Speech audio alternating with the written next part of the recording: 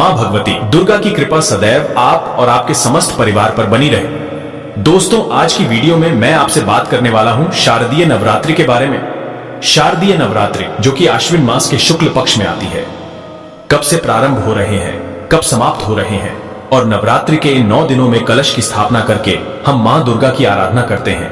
तो कलश की स्थापना करने का शुभ मुहूर्त क्या है, किस दिन कौन सी देवी की आराधना की जाएगी, इस बार नवरात्रि कितने दिन की है और मां दुर्गा की सवारी क्या है, इसके अलावा दुर्गा अष्टमी, महानवमी और दशहरा कब है, ये सारी जानकारी आपको आज की वीडियो में शेयर करने वाला हूं। तो वीडियो बहुत महत्वपूर्ण है, पूरा जरूर देख लीजिए। और अगर वीडियो अच्छी लगे तो इसे लाइक भी जरूर कीजिए, क्योंकि आपके लाइक्स, आपके कमेंट मेरे लिए बहुत महत्वपूर्ण होते हैं। ये एकमात्र जरिया है जिनसे मुझे पता चलता है कि आपको ये वीडियो अच्छी लगती है और आपके लिए यह वीडियो उपयोगी है। तो अगर वीडियो अच्छी लगे तो लाइक तो जरूरी किया कीजिए। दोस्तों, शारदीय नवरात्रि का प्रारंभ होता है पितृपक्ष के अगले दिन से, यानी कि जो सर्व पितृ अमावस्या होती है उसके अगले दिन से ही प्रतिपदा तिथि से ही कलश की स्थापना करके शारदीय नवरात्रि का प्रारंभ हो जाता है। ये नवरात्रि आती है शरद ऋतु में, इसलिए इसे शारदीय नवरात्रि कहते हैं। एक नवरात्रि चैत्र मास में आती है, उसे कहते हैं चैत्र नवरात्रि। इसके अलावा 2 गुप्त नवरात्रि भी होती है, जैसे कि आषाढ़ मास में और माघ मास में। तो सनातन धर्म में 4 नवरात्रि मानी गई है, 2 गुप्त नवरात्र और 2 प्रकट नवरात्रि। इनमें से शारदीय नवरात्रि और चैत्र मास की नवरात्रि का बहुत अधिक महत्व माना गया है। नवरात्रि के इन 9 दिनों में मां दुर्गा के 9 स्वरूपों की आराधना की जाती है, और फिर दुर्गा अष्टमी और महानवमी के दिन मां दुर्गा का स्वरूप मानकर कन्याओं की पूजा की जाती है और हवन किया जाता है, और इसके बाद इस व्रत का समापन किया जाता है और फिर अगले दिन दशहरा मनाया जाता है।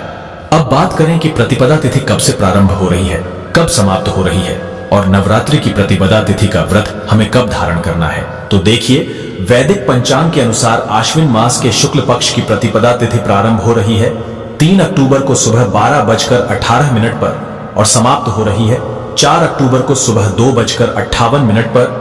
तो ऐसे में सूर्योदय कालीन तिथि के अनुसार शारदीय नवरात्रि का प्रारंभ होगा 3 अक्टूबर 2024 को, दिन होगा गुरुवार का। तो 3 अक्टूबर 2024 को नवरात्रि का पहला व्रत रखा जाएगा। अब बात करें कि कलश स्थापना करने का शुभ मुहूर्त क्या है, तो देखिए, कलश स्थापना 3 अक्टूबर को हम करेंगे सुबह 6:15 से सुबह 7:22 तक। कलश स्थापना करने के लिए सबसे शुभ मुहूर्त है 1:06 का। ये कुल समय आपको प्राप्त हो रहा है। इसके अलावा दोपहर में भी आप कलश की स्थापना कर सकते हैं, जैसे कि जो अभिजीत मुहूर्त होता है, इसमें भी आप कलश की स्थापना कर सकते हैं। अगर आप सुबह किसी कारणवश नहीं कर पाते हैं तो अभिजीत मुहूर्त का समय आपको प्राप्त हो रहा है दिन में 11:46 से दोपहर 12:33 तक। इस बीच में भी आप चाहे तो कलश की स्थापना कर सकते हैं। यह कुल समय आपको प्राप्त हो रहा है 47 मिनट का, 47 मिनट का। और आप जानते हैं कि इस बार नवरात्रि कितने दिन की आपको प्राप्त हो रही है, कौन से दिन आपको महानवमी मनानी है। देखिए, 3 अक्टूबर को पहला दिन होगा नवरात्रि का, घट स्थापना आपको करना है और शैलपुत्री माता की पूजा आराधना इस दिन की जाएगी। नवरात्रि का दूसरा दिन होगा 4 अक्टूबर को, दिन होगा शुक्रवार का, माता ब्रह्मचारिणी की पूजा आप करेंगे। और शारदीय नवरात्रि का तीसरा दिन होगा, यानी कि तृतीया तिथि 5 अक्टूबर को है। इस दिन आप माता चंद्रघंटा की पूजा करेंगे, जो माता दुर्गा का तीसरा स्वरूप माना जाता है। शारदीय नवरात्र का चौथा दिन होगा 6 अक्टूबर को, दिन होगा रविवार का। इस दिन विनायक चतुर्थी भी है, और इस दिन मां भगवती दुर्गा के चौथे स्वरूप मां कुष्मांडा की आराधना आपको करना है। नवरात्रि की पंचमी तिथि आपको प्राप्त हो रही है 7 अक्टूबर को, जिस दिन आपको माता स्कंद माता की पूजा आराधना करना है, और यह दिन होगा सोमवार का। 8 अक्टूबर मंगलवार के दिन माता कात्यायनी की आराधना करेंगे, जो कि मां दुर्गा का छठा स्वरूप माना जाता है। 9 अक्टूबर को माता कालरात्रि की आराधना की जाएगी, और माता कालरात्रि को मां दुर्गा का 7वां स्वरूप माना जाता है। 8वां दिन नवरात्रि का अष्टमी तिथि 10 अक्टूबर को आपको प्राप्त होगी। इस दिन माता महागौरी की पूजा की जाएगी, जो कि मां दुर्गा का 8वां स्वरूप माना जाता है। तो 10 अक्टूबर को अष्टमी तिथि है। महाअष्टमी और 9वां दिन, यानी कि नवमी तिथि, जो नवरात्रि का अंतिम दिन होता है, 11 अक्टूबर को है।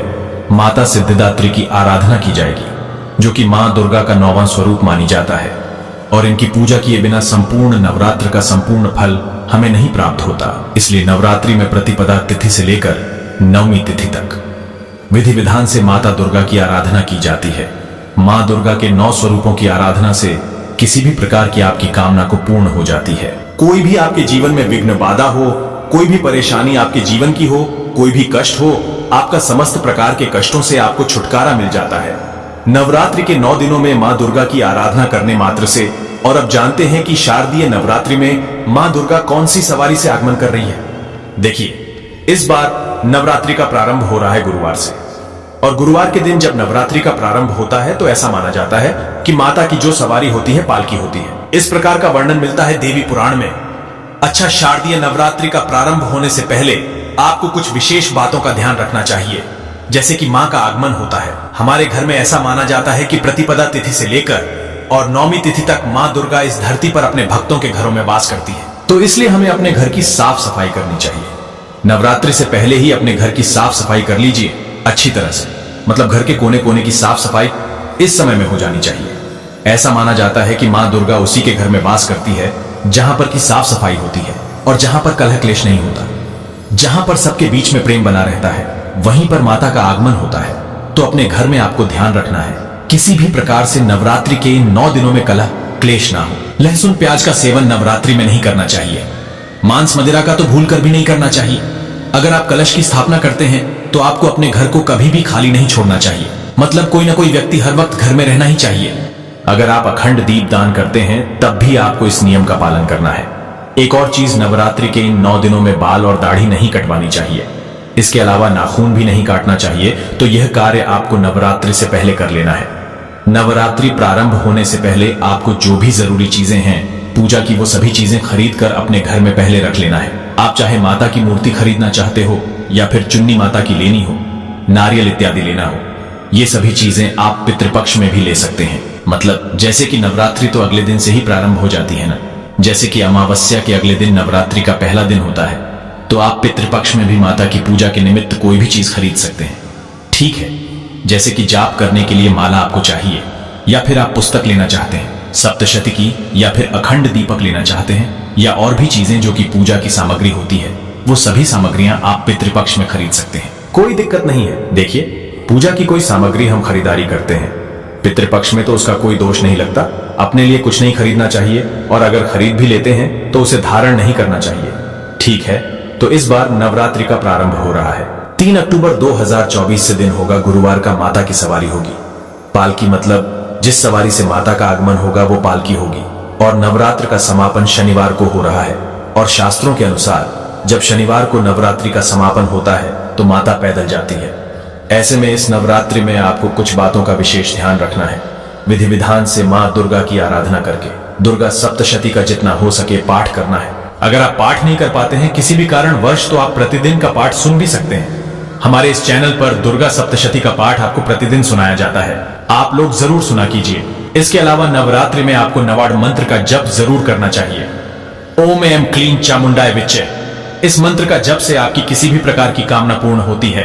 तो पूरे विधि विधान से अगर हम मां दुर्गा की आराधना करते हैं, मंत्रों का जप करते हैं और सात्विक आचार विचार व्यवहार रखते हैं, तो किसी भी प्रकार की हमारी कामना मां दुर्गा की कृपा से पूर्ण होती है।